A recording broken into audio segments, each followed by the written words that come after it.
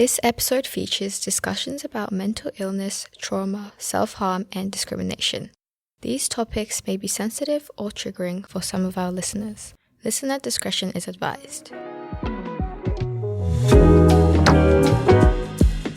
You're listening to Found My Voice, Supporting Youth Welfare, a podcast for young people by young people in Western Sydney. We go beyond the surface to explore issues faced by youth every day. Proudly supported by the Western Sydney Migrant Resource Centre. Let's do it. Hello, my name is Tamisha and I'm excited to be hosting this episode. If you are a young person, chances are you've got a lot going on: school, family, friends, social media, and I get it. It can feel like a lot, and you might be feeling overwhelmed or stressed out, and that's okay. In this episode, I'm really excited to be speaking with Kelly Lamb, an experienced counsellor and founder of the Feel Project, a counselling and wellness practice based in southwest Sydney. We'll be talking about why your mental health is important and how you can better manage it so you feel less stressed. Hi, Kelly, and thanks for joining us. Thank you, Tamisha. Very excited to have you here and sit down and have this conversation. I feel like as young people, we don't really acknowledge what mental health means, and we don't really get to discuss with someone who's experienced as you. My first question for you is, when talking about mental health, we hear people use the phrase, "Are you okay?" a lot. Why don't people ask deeper questions? Because we're scared. We're scared of the answer that may come across or from that person. We're also not prepared what that answer may be. And also for ourselves, not a lot of people ask, are we okay? So it's almost like a two-way street. So from that, when we're asking, if I ask you, are you okay? Sometimes there might be a blank space. Yeah. Because it's rare that people will often pause and go, oh, hey, I'm just checking in, what's going on? And it's rare, I would say, for in the general public or community, for people to learn how to read body language, understand the signs and symptoms of sadness, anxiety, stress, depression. So, are you okay is just for me, it's a general question that it's like, what do I do with this? Yeah. Am I equipped enough to dig deep?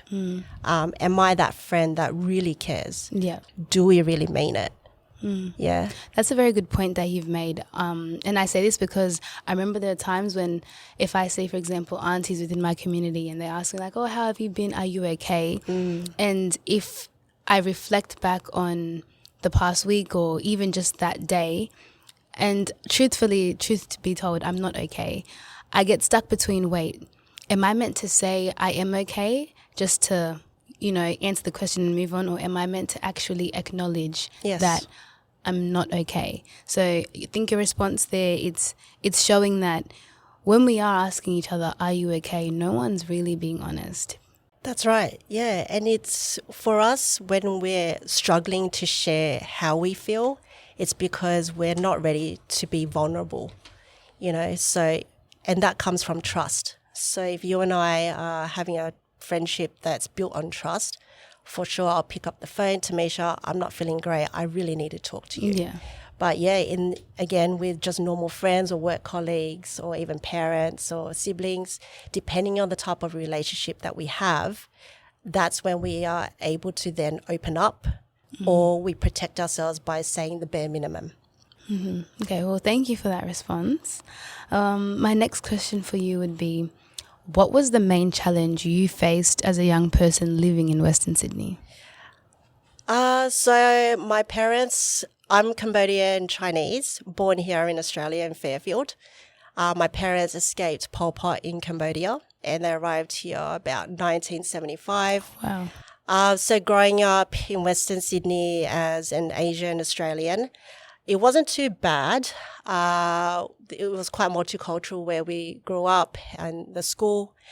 And I still feel that I get nervous talking about it because the experiences and the challenges from childhood up until high school, then through uni, the foundational trigger points were the expectations from parents, meaning that from an Asian culture, and I would say across any culture, would be, my parents work really hard. I need you to really, step up, make the money, finish school, make the money and earn. So those were the expectations that laid very early on. And through that, there was relentless tutoring, piano lessons, swimming lessons, trying to be this genius kid. Yeah. And it's like, oh my gosh, like there's no direction, but that was the only pathway, no negotiation.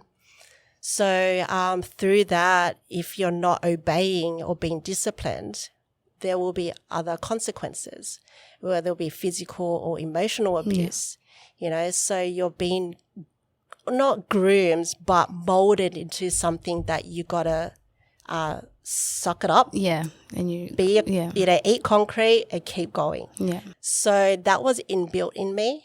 And through that, ticked every box, met all the expectations. And by that, I would say that was the definition of happiness. And that happiness meant making my parents proud, making my parents happy, giving them something to be proud of and to share to their community. This is my daughter. This is what she has achieved. Let's flex. Yeah, I get what you're saying. Yeah. 100%. Yeah. So that was predominantly the last 25 years. Yeah. I just want to go back to the topic of experiences and struggles. Were there any other particular experiences that you faced and you actually had to find a way to overcome them? Bullying, biggest one. And fitting in, sense of belonging, wanting to find that meaningful friendship with other, peers, whether it be, Australian, Chinese, Vietnamese, Italian, doesn't matter. But it just came down to finding my own identity or finding the right tribe. And I would say it started from 8 years old. And for me as a counsellor providing, counselling for others, that was a general prime age from 8 years old onwards where we're starting to become, young adolescent, approaching puberty. So all the hormones and the identity finding and social media at that time was magazines, right? So we'll be influenced, by TV Week or those youth type teenage magazines. So that played a part into who I should become and how to become to fit in. And then as a consequence, if you're not that type of, look, or if you're not speaking the same language as them, being cool, then you're subjected to bullying. Yeah. Wow. I think conversations like this are very important because then you can see that it's not like one particular race of group goes through something. It shows that there are many different people who experience, for example, what you're mentioning now. What mechanisms did you then take as an approach to overcome, that sense of identity, belonging, and proudly being yourself, being who you are? There was no mechanism, to be honest, at that time, from primary school up until uni. So that would be a good 12 to 15 years. All I could see was survival. That would be my mechanism. Survival is just got to keep going. There was no, talking about my emotions or feelings or sharing my experiences to my parents because then it'll be like, oh, okay, so what's the problem? Counselling at school was really not spoken about loudly at that time. So I did not even know there was access until after uni. That's when I found out, oh, we have access to mental health counselling. So at that time, again, I would say survival was a mechanism where it's just like, I've got to walk away, or people pleasing. That's a really big one. Paying, for a friendship in terms of, oh, I'll buy you chips if you can be my friend, or I'll give you a bottle of water, just please be my friend. So I was buying my way out and then moving on. Yeah. Wow. And when you look back now as an adult, do you wish that you were able to have that confidence and ability to actually have these conversations? Or do you feel like what you went through now has just shaped and defined you today, and it's okay that you went through that? Yeah, I would say the latter. We can't change our past, but definitely all the challenges and tribulations throughout the years definitely shaped the character building. What I experienced, I guess, was more so a personality trait, meaning that I was very jealous of others, a lot of guilt tripping, a lot of anger. So that manifested because I did not know what emotions were. So if I'm angry, it's physical, but we don't know that anger is coming from within, right? So when we're sharing it with our parents and, being, again, in a cultural household, everything is physical. You're being hit. Things are being slammed onto the wall. So you associate that with anger, but not as an emotion. Mm-hmm. Yeah, I get what you're saying. Yeah. Okay, well, thank you. And what was the turning point for you to ask for help? In my late 20s, so it was a workplace bullying. I was 26 weeks pregnant with my first child. And that was even till now, if I'm going to cry, I'm just going to cry because it's where I'm going to be vulnerable. Yeah. And I would never forget the day where I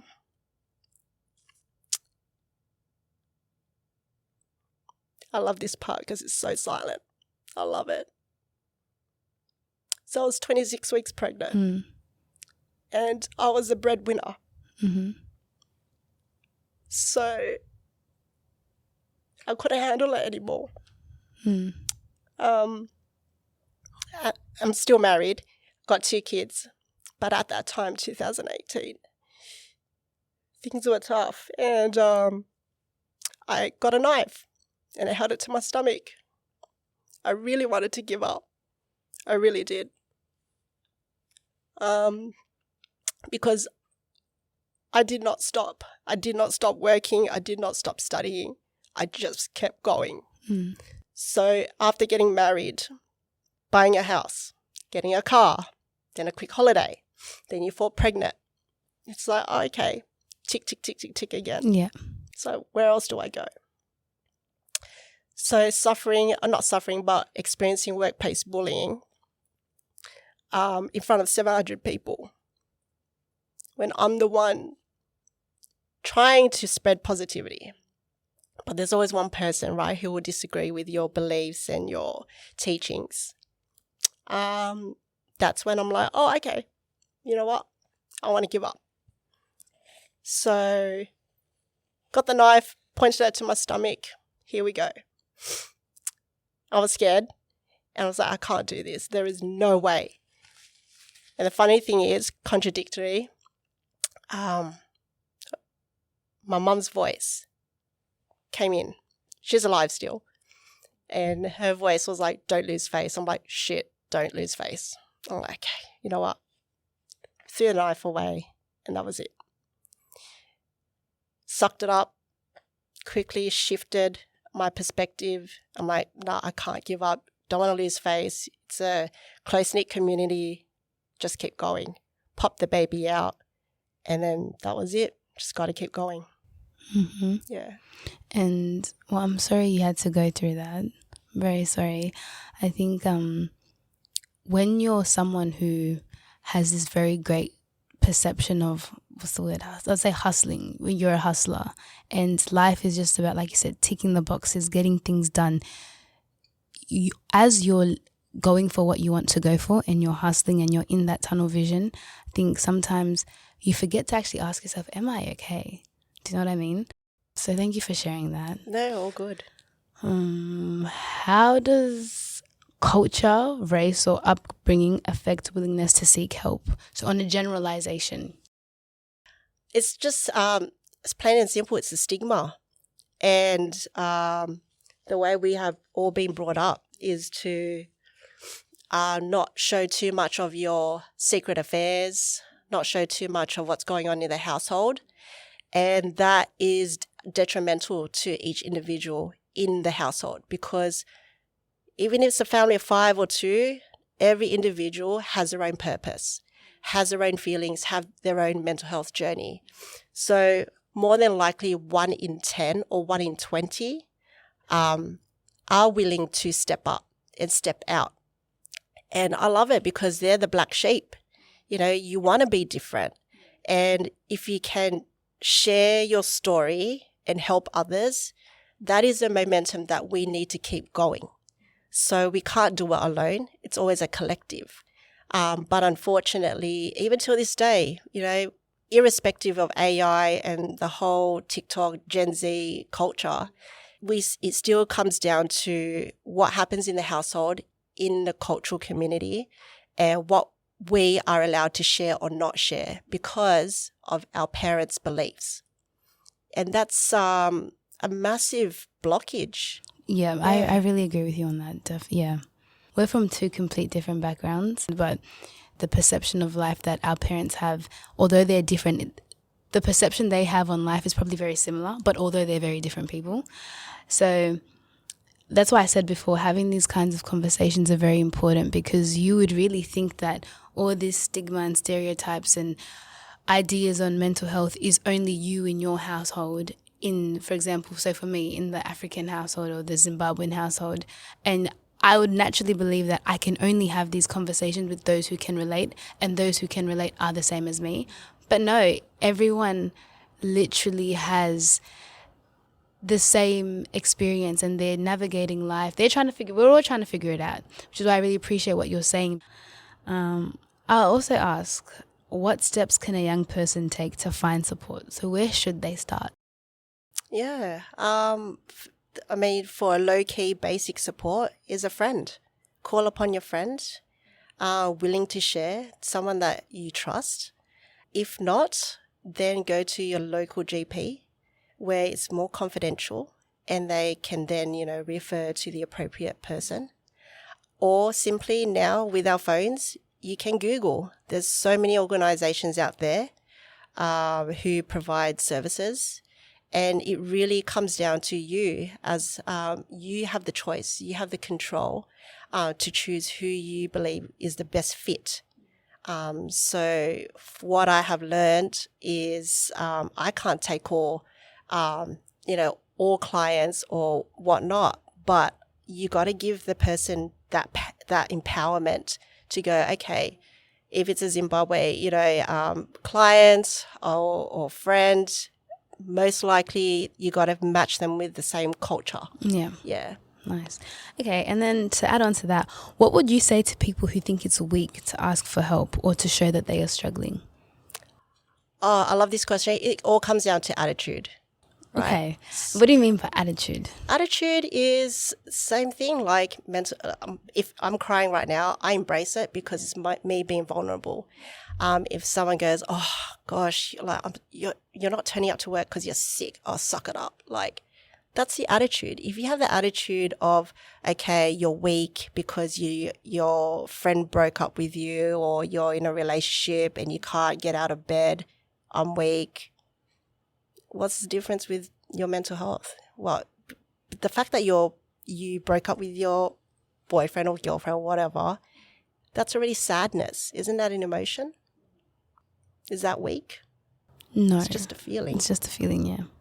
Wow. I'm keeping some of these, a lot of the things you're saying, I'm taking it in and I'm keeping that in my book of knowledge. My book of knowledge. So then I'll ask, like going back onto the turning point of asking for help. So when you were able to realize that I'm actually not okay, even though you ended up saying you've got to continue to push, what ended up being the result? How did you reassess and reflect on what you had noticed about yourself in that moment? Yeah, at that time, when mum's voice came through, and it's like, oh, don't lose face. I'm like, okay, I've got to stop. So I threw the knife away. And I had to keep going in terms of I still had to show up to work because without work, there's no money, no bills to pay, right? So the next day I went to work and my manager noticed that I was constantly angry, irritable, just so forceful with my words. It wasn't me, and she knew. So she actually tapped me on the shoulder right here. She said, I need to speak to you. So we spoke in a quiet room. She said, I really need you to speak to a counsellor right now. So that's the turning point where I'm like, you know what? I don't need it. She's like, no, you do. I'm like, I'm fine. You know, those are the classic words, and I will never forget it. When I said, I'm fine, she said, no, you're not. And I kept fighting her. And she said, please, you know, workplace policy, we need to check in on your welfare, you're pregnant, this, that. So I made the first phone call. I was really irritated. I was annoyed because it's like, oh, okay, I feel so shameful. Like I should have gotten my shit together, really. And now I'm calling a random person. So when that happened, all these feelings of like just anger, just constant anger, couldn't get out of it. But again, it's like, okay, can't lose face. So it was just, my mind just kept looping back to that. And I didn't want to disappoint my manager as well. From going to counselling and then having that mindset of you can't lose face, was there ever a point where counselling had now changed your perspective on, you know, the whole like you can't lose face and you have to hustle and you have to tick your boxes? Yeah. I hope this question makes sense. So. Yeah, it does. It was, what have I got to lose if I don't try? So I tried. And then from there, it led me to really a white old man. I'm like, what the heck is this? Like an old man counselling me? And that changed my life forever. Yeah. And what can you say exactly changed your life forever? His presence in terms of sitting, the stillness, and allowed me to reflect what has happened gradually that built up to that moment. And that made me highlight 3 things. Tiger mum, which I was able to articulate myself, expectations, and guilt. So because the stillness allowed me to reflect and I was able to answer it myself, he goes, bingo. And everything just started to download. And he said, forgive your parents. They only knew what they knew. It is not their fault. You take this as your own journey and learn from it. And from there, I'm like, shit. So then it went back to full circle where instead of making my parents feel proud, I should be proud of myself because I bloody hell achieved everything but never took a moment to pause, to celebrate the wins. Each individual who go through their own counselling experience will have that defining moment. I would say with this, counselling intervention, it doesn't have to be a counsellor, but it can be a friend or someone. But more than likely, each and every one of us will have that own special moment where you go, okay, I really need to change. You either have left or right, which one you want to choose. It's that path. Wow. Thank you so much, Kelly, for sharing your stories and advice with us. Where can people connect with you if they want to contact you? Yes, they can hop on to Google and just type Kelly Lam, the FEEL project, so FEEL project, and the website will pop up from there. And just book me in or, click on the phone number. No worries. Thank you. And I know we're done, but I just wanted to say your story is absolutely so beautiful. You know when you read a book and you're imagining what you're reading? As you were talking, I was actually like imagining what you were saying. So it's very beautiful. And like I said before, you should be very proud of yourself. You've come a very long way and you've got even further to go. Oh, because you're still young. Thank you. Yeah. Thank you, Tamisha. No worries. Thank you for listening to Found My Voice, supporting youth welfare. If this episode brought up anything for you and you require support, please contact Lifeline on 131114 or email giving@lifeline.org.au. You can also call Kids Helpline on 1-800-55-1800 or email counsellor@kidshelp.com.au. This podcast is supported by the Western Sydney Migrant Resource Centre. Visit their website for resources and links mentioned in this episode.